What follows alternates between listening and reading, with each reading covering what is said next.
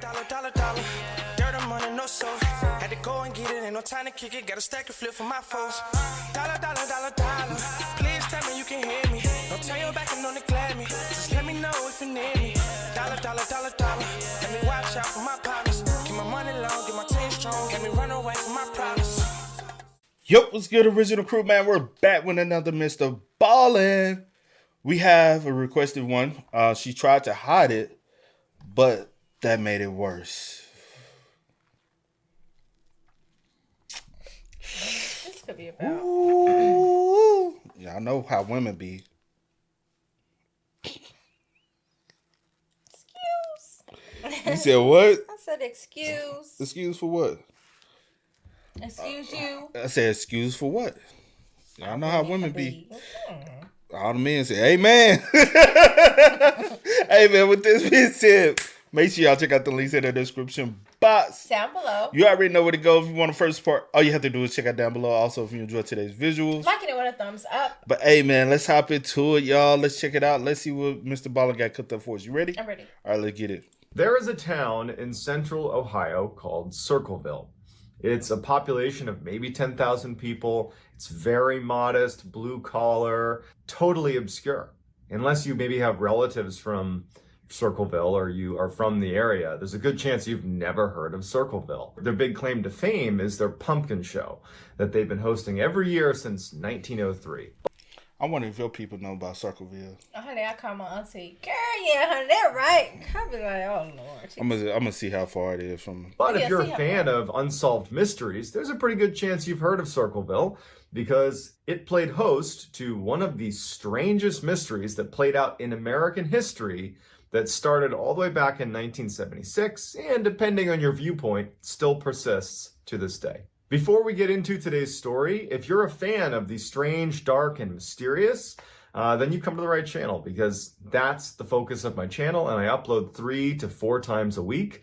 And so if that's something you're interested in, I would ask you to gently bash the like button and then subscribe to this channel and turn on all post notifications so you don't miss any of my weekly 3 to 4 uploads. All right, let's get into the story.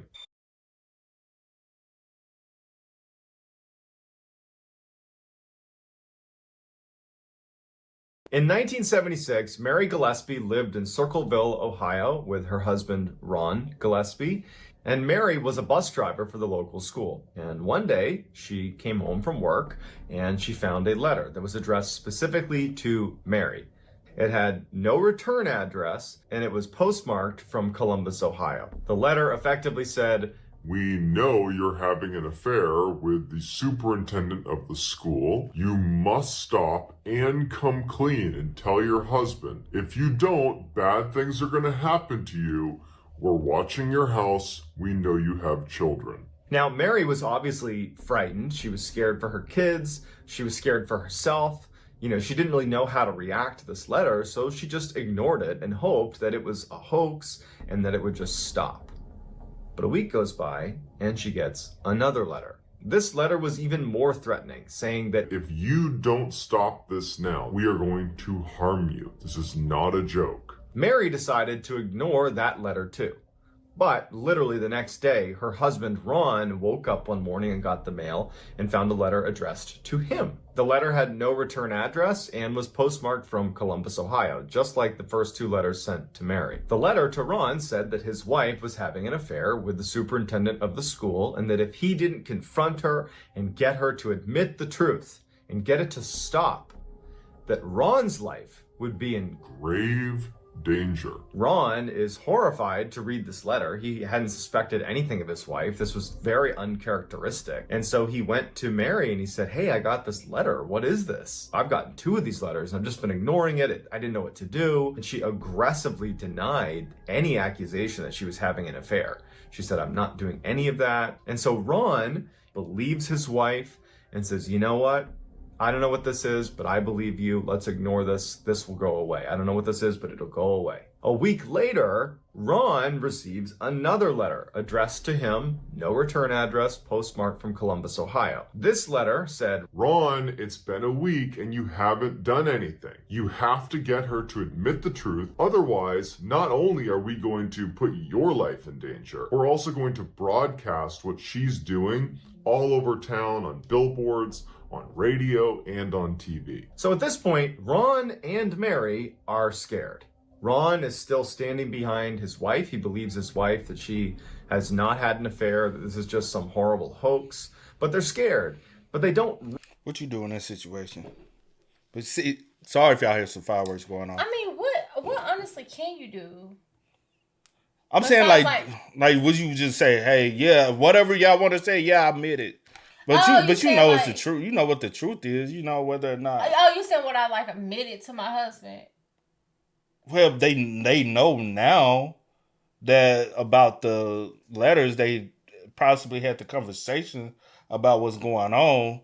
So they secretly between the two know the truth. But yeah, I would have been like, what? How you want me to admit it? My thing is, how do you know that I haven't done anything or that I haven't admitted? True. Like, what you saying? Like, do you want me to leave my wife? Or who you want me to admit it to? Who do you want me to admit it to? And what do you actually want me to do? That's what I'm confused about. And how you know that I haven't or... And the distance between us it's a little over an hour.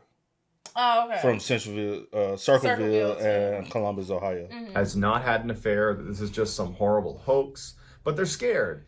But they don't really want to go to police yet. They kind of want this to just go away. So their first step is, let's tell some people in our inner circle just to kind of put this out there and see what other people think. And so the three people that were closest to Ron and Mary were Ron's sister, Ron's sister's husband, named Paul Freshour, and Paul's sister. So it's a little confusing. But those are the players here. And so while Mary and Ron are telling, their inner circle about this anonymous set of letters they've gotten and all the threats involved, Mary starts to think that she might know who's been sending the letters. She has an idea of who it is. Now, we unfortunately don't know who this person is. It's been left out of anything I can find online. But she decides that it's in their best interest to proactively send this person a letter and basically say, you got to stop, or we're going to pursue legal action. And initially, when they started sending the letters, while it's unclear if they got any sort of response from this person, the letters, the anonymous letters, did stop. But that would all change in August of 1977, when Ron was home one night with the kids, Mary was out, and Ron receives a phone call. He picks up the phone call, and his kids would say that his entire demeanor changed. He went from calm and collected to angry, furious. He's talking to someone, and it's unclear what was said. We don't know exactly what was said or who he was talking to, but when he hung up, he tells his kids that I'm going to go confront the person who's been writing these letters. And so Ron grabs his pistol, gets in his pickup truck, and blazes off down the road. It's like he knew exactly where he needed to go. But literally minutes later, it was discovered that Ron had died. He crashed into a tree, and he died on impact. Now, nobody else was found at the scene. I mean, what the absolute... Was it like he was driving fast, trying to hurry up and get there? Like, angry? Or did somebody do somebody to his truck? Did they run him off the road? Did they do something to his truck? Brakes? Because we don't know what the conversation was. Yeah, you don't. He never told. I wonder how old the kids were. Right. For him to just leave the kids alone. But it's 1977. Wow. Kids probably left a little younger than they should have anyway. Just time period type of thing. But jeez, that's crazy. Somebody really talking to. That's sad, man. Crashed into a tree, and he died on impact. Now, nobody else was found at the scene. I mean, the sheriff and the police unit that went in to investigate, it was just Ron in a ditch against a tree. But they found that he had fired one shot out of his pistol. They don't know who he was shooting at or what he was shooting at, but he fired a shot before he crashed. The sheriff initially suspected foul play, but the sheriff changes his mind. He says, you know what? Ron was drunk. Ron was 1.5 times over the legal limit. So he was drunk driving and he crashed. But that didn't make any sense because Ron's family said Ron does not drink. And his kids said he hadn't had anything to drink that day. So at this point, the story starts getting very bizarre. After Ron's death, hundreds of other letters, anonymous letters, no return address, postmarked from Columbus, Ohio, are sent to residents all over Central Ohio. Not just Circleville, but all over Central Ohio. And the letters took a turn. Instead of being accusatory of Mary, although there was still some of that, it was the sheriff in Circleville is covering something up. And it was around this time that people started to speculate that perhaps the writer's agenda is not as clear. Initially, it seemed like they were targeting, Mary and Ron. And then when Ron is taken down, they're defending Ron. So following Ron's death, Mary is scared for her life. She just watched her husband die as a result of this horrible situation. Mm-hmm. And all these letters are pouring in all over Central Ohio with the same kind of nasty language about her and her supposed affair with the superintendent of the school. The letters are insinuating that the sheriff is covering something up with her husband's death. Her kind of dirty laundry is being aired out by this anonymous writer all over Central Ohio. And this goes on for years. And so finally in 1983, Mary is at a breaking point and she finally admits that she was having an affair with the superintendent of the school. Now Mary. Who know y'all dirty? Who would know dirty laundry like that, though? It gotta be, and even is it someone close to you? Is it Paul? Because Ballen don't never just mention. I don't know. I was thinking it because I was like, for him to throw his name out there. I don't know. Because the other ones he just said sister of or sister, but he actually gave his name. So I was like, unless the name is not on record. That or could be. He admits that she was having an affair with the superintendent of the school. Now she claims that it happened or it started after the first letters arrived, that it was just a crazy coincidence, but whether or not that's true, it's kind of secondary. Okay. And she thought that would... But why the fuck would you start having an affair after somebody sent you the letters that you... Because that's a lie, I feel like. That part, yeah, true. I do feel like it was. My opinion. Yeah, she probably was having an affair and didn't think anybody was going to care. Yeah. Because it would not make sense for you to start having an affair after someone accused you and they're laying your husband know. Yeah, and then you tell him no, that's not, and then No. But whether or not that's true, it's kind of secondary. And she thought that would stop the letters. That the first thing that this person wanted was for her to admit this and stop this affair. So she comes out and she admits it and she puts an end to it thinking that's going to do it. But that didn't do anything. It actually made it worse. So in 1983, after she admits what was going on with her and the superintendent, she's on her bus route driving, the kids to school, and she starts noticing these billboards and signs all over her route, condemning her for her actions and saying she's this horrible person. Wow. And so she got mad. She went from being kind of a victim and scared to being mad. And so one day in 1983, she pulls over when she sees one of these signs and she gets out, she rips it out. And then when she puts it down, she notices there's a box that's a part of this kind of billboard contraption. And she kind of looks inside and there is a loaded gun that has a wire wrapped around the trigger and the slack's been pulled out of it. Like it's literally ready to fire. And had she been standing at a slightly different angle when she pulled down the sign, it would have fired the gun and it would have shot her. So she calls police. Police show up, they do an investigation, and they look at the weapon, and they can tell that someone very poorly tried to etch off the serial numbers on the weapon so that it couldn't be traceable. But they were able to lift the serial number, and they were able to trace it back to its original owner, who was none other than Paul Freshour. So the police go to Paul, and they're like, "Is this your pistol?" And Paul was totally cooperative when he was approached. He's like, "Yes, I didn't report it, but that gun was stolen from me. I didn't set up that booby trap." The sheriff, who was the same one who investigated Ron's death, he didn't buy it, and so they made. What was the population of this town? Like, is it a small town? So his gun, it's probably small. Especially It for him to say said you the probably population never was heard of. recorded to be 13,000 in the 2026, so fairly small, enough to have some drama, So but Paul fairly said, small. What's 13,000? About how big is it? What, where I'm from? A little bit bigger. yeah. Hold on, let me just do some calculation real quick. But you said Paul what But though? I mean, Paul said his gun was stolen, right? But he never reported that the gun was stolen. yeah. Either it is him, it's someone else that he knows that will even have access to your gun. Because if someone broke in your house, I'm going to report that. Yeah. You know what I'm saying? Yeah. And then what's up with the sheriff? I'm wondering like what's up with him as well. Yeah. If there's a relationship, it's If there's somewhere. some type of So 13,000 just in where I'm from is 10,000. So Okay. just 3,000 Just a little more. bit, yeah. Just a tad bit bigger. So still, it's a very small, relatively small population area. So that's crazy. Okay. what the absolute? Made him submit to a handwriting test. It apparently totally swayed the jury. They were like, you know what?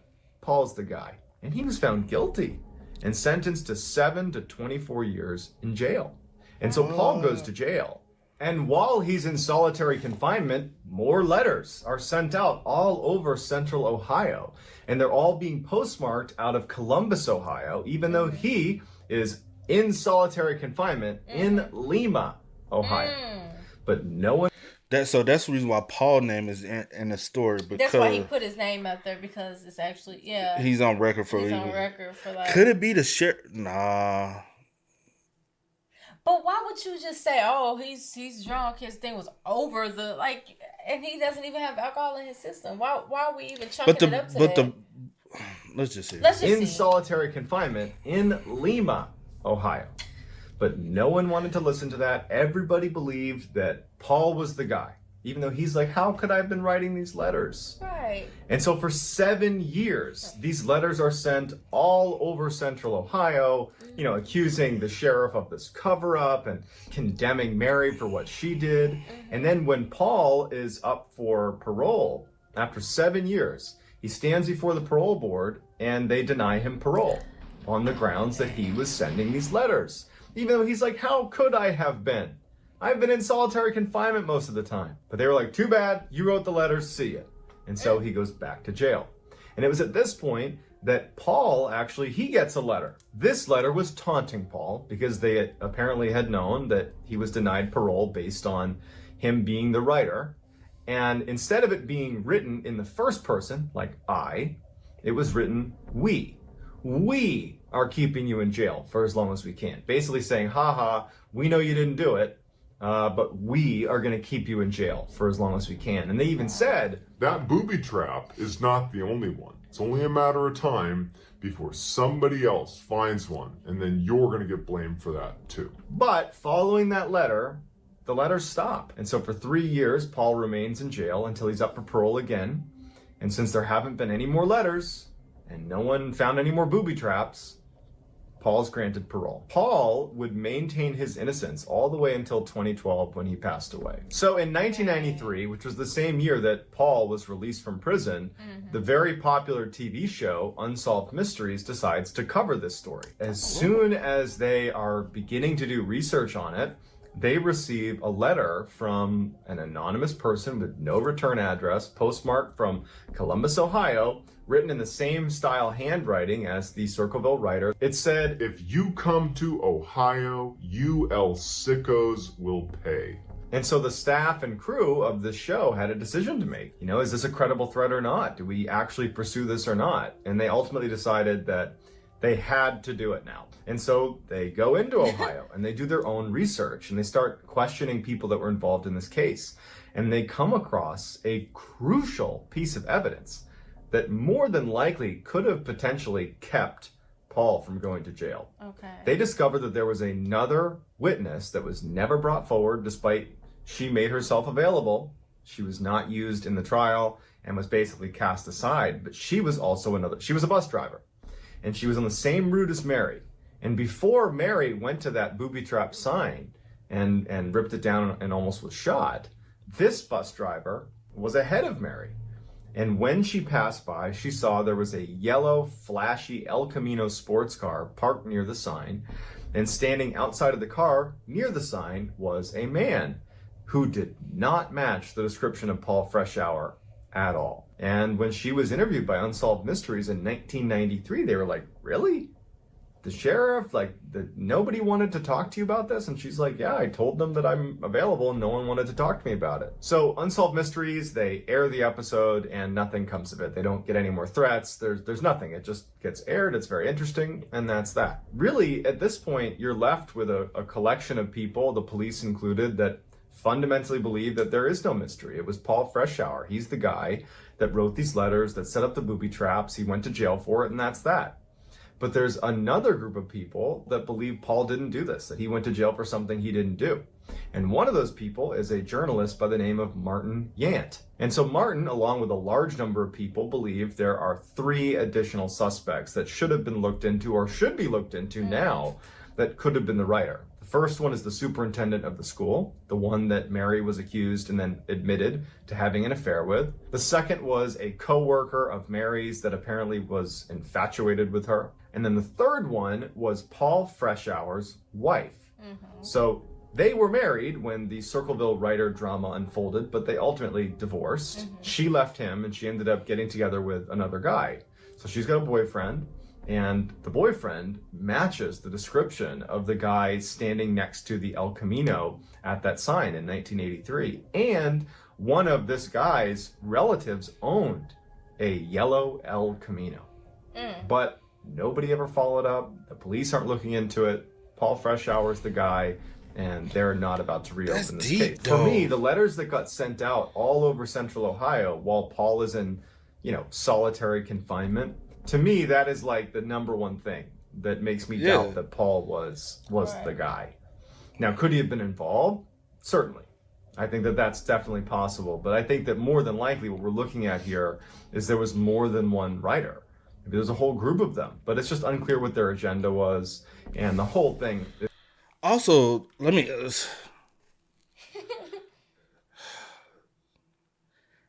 Because back then they actually did write a lot of letters. You do know you can trace people's writing. Did Paul ever write letters at all, like frequently? Right? Because it could have been his wife was having an affair. Paul's wife could have been having an affair. Needed a scapegoat. But why would you go through all of that? Unless the whole time the plan was to set up her own husband, hoping that he would, hoping that maybe. But why though? Maybe he would. Maybe Mary and Ron would peep that. Cause hold on. Ron's sister was married to, and then Paul's sister. Those are the. But hold on. And Ron's sister. So what I'm saying is, let me just let him finish. Then I'm. There's a whole group of them, but it's just unclear what their agenda was, and the whole thing is just very confusing. There's lots of people involved, lots of drama. It's like the most epic drama that's unfolded in the most obscure place in the country. But it is what it is, and it's certainly a fascinating mystery, and I would love to hear what your theories are. Was it Paul Freshour? Was it one of the 3 suspects that I just listed off that Martin Yant thinks it was? Or was it something else? I'd love to hear it in the comments. I'll do my best to go through the comments and respond to as many people as I can. If you enjoyed this story, please gently bash the like button and then subscribe. But why though? That's the big. So let me just reiterate what I was kind of saying. Basically, maybe they wanted Mary and Ron to. If it is Ron's sister was cheating on Paul and had another little side piece. Maybe they were trying to get Mary and Ron to confront Paul. Because they probably figured, you will recognize the handwriting, right? Because they used to everybody used to write letters to each other, and maybe they can recognize that it's Paul's handwriting, right? and then maybe they can confront Paul, and then Mary could be like, Paul, why are you you're threatening my, you know what I'm saying, my brother and his wife, and he, you know what I'm saying, they have a falling out, they get a divorce over some but why not just divorce? Well, I don't freaking know. My question, I would like to know first, just so I can kind of like piece some stuff together. When did Ron's sister and Paul get a divorce? Did they get one like? It had to be while he was locked up. So That's thinking, an easy scapegoat. I'm thinking that maybe, I know this is crazy, I ain't trying to put none on nobody, but I'm thinking maybe the sister, possibly. But then how would she know that Mary was having I wouldn't tell Ron's sister that I'm having, See, now my thing, because at first I was like, what if it was her? Won't you see something? Yeah. In his comments, somebody said, I think it was the superintendent, Paul's ex-wife, and her boyfriend. Or could there be a connection between the boyfriend and the superintendent? Because who did the sister end up like? With her boyfriend. But because like they said, the letter never threatened the superintendent. But why would the superintendent put himself in like?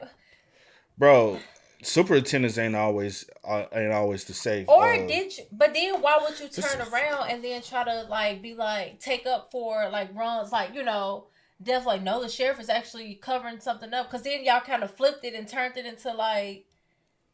You know what I'm saying? Like, no, he wasn't drinking. He's not a drinker. Like, which is true. When someone steals one of your guns, but they don't steal everything, well, they meant anything else, that person has been in your house before. It's someone in your circle of friends or your wife. That's what I was thinking. I was like, because if say for instance someone break my house, if they break in my house, first and foremost, I'm going to report it. But then you said your gun was stolen. I don't know where it was at. Was it in your car? Was it in the house? Like, where was it stolen from? First and foremost. But I feel like for you not to report it, and then two, unless he got a lot of guns. That too. But then two, I'm thinking like if it was in your house and there was like no forced entry, it had to be somebody close to you that's been in your house that has access to. They would know exactly where it's at to find it. So that's why I'm thinking that maybe it was Paul's wife maybe had something, but then maybe the superintendent could have had something to do with it, and he wanted Mary to leave wanted Ron to actually leave Mary or them to get a divorce, and then he could have her all to himself or something. I don't know. People weird. Like, I don't know. But this one is very strange. It's strange because it doesn't make sense to me. Like, what's the reasoning behind all Could it have been Paul, though? Could it have been Paul? It could have been any of the names that he mentioned. But my thing is, what reason would Paul have to do that? And why would Ron leave out the house? And say he know exactly who it is. And they probably tried to make it seem like it was Paul, and thought maybe Ron was going to kill Paul. That's what I'm saying. That's why I keep like focusing. And she's not trying to get like Ron. It could be the sister. That's why in my head I'm thinking Ron's sister, Paul's wife.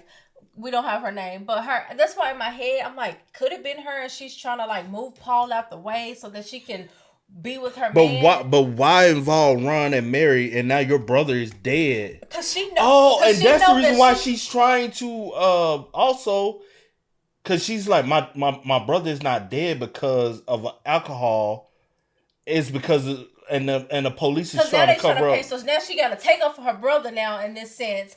You know, could be. And then I'm thinking, like, because some people are weird and very, like, sick. True. They, like, especially when you stay in, like, small, like, towns and stuff. Yeah. Like, I don't want to be looked at as, like, a bad person, right? Because she over here having, you know, doing what she, because I'm pretty sure, you know, not pretty sure, just putting it out there. I don't know if it's real or not. I don't know how long she's been talking to the guy that she ended up with. Like, where you cheated on y'all Paul population low. Huh? Let's see, y'all y'all got 8. Oh yeah, population low. Were you cheating on Paul with your new boyfriend? Yeah. And then you wanted I don't know, because you know how some people try to like take the attention off of them and maybe put it on somebody else, or if my stuff come out, it won't be so bad because I don't know. This one got me This one is stumped. stumped. I'm stumped on this one because you can go either way, and since you really don't have much, and Paul had since to the day he died, he like, I am innocent. I had nothing to do with it. Don't know anything. But we have had guilty people say they innocent up to their deathbed. So. But my only thing with Paul is what reason would you have to go that to that extent? Yeah. To like do something like that. That doesn't make sense. And then his wife's excuse could be, you had something to do with my brother's death, so that's why I want to get a divorce, because you were sending those letters. If you never were sending those letters, my brother wouldn't be dead. So that could be her excuse. I don't fucking know. I don't know. And then I'm thinking, maybe did she find out that Mary was doing something instead of going to her brother? She's like, I don't know. This is so true. Because if her, yeah. Because to be real, yeah, I don't know. Because she could have been like, you cheating on my. I don't freaking know, bro. But instead of coming, but instead of like, cause who am I to come to you and tell you that Mary cheating on you and I'm cheating on Paul? You know what I'm saying? But it's her brother. But it's her brother, though. I know, but I'm saying so. And even though I'm cheating, you ain't finna cheat on my brother. I know, I get that, but some people like, like, oh my gosh, how can I come? But some people will be like, some people will. I know, but I'm also thinking about the time and how people used to move, and I wasn't born then. I wasn't born then, so I hear. Yes, exactly. I don't know, and I'm like, well, maybe she. I wonder if your people know anything about this. And she your auntie will be, girl. Yeah, I know what exactly happened. That mother.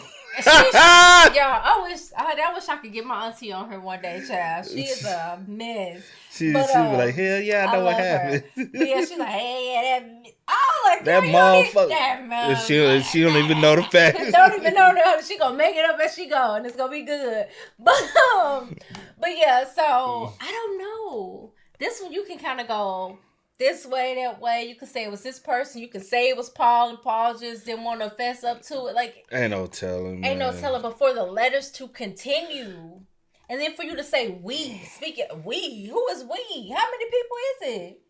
Or it could have been, or it could have been Paul and his wife in on it from the jump, and then when Paul got locked up, knowing that her brother is also the reason why they're more, because now they really pissed off at now his Paul's wife or ex-wife would really still be pissed off at, what's her name? Mary, because not only were you cheating on my brother, he's also now dead. He's the only one who died from the situation. Yeah. So that would probably irritate her even more and be like, they covering up. I don't fucking know. Let's end this shit. Because my mind hurt. My mind is telling me no. Okay. But yeah, I'm really going to be thinking about this because I need to write things out. Y'all smell so bad. Let us know y'all thoughts and opinions about it in the comment section down below for us, man. Please. But until next time, y'all know how it go, man. I do go by the name DJ New Kid Deceive. We are. We out. No time to kick it, got a stack of flip for my foes. Dollar. Please tell me you can hear me. Don't turn your back and don't neglect me. Just let me know if you need me. Dollar. Let me watch out for my partner.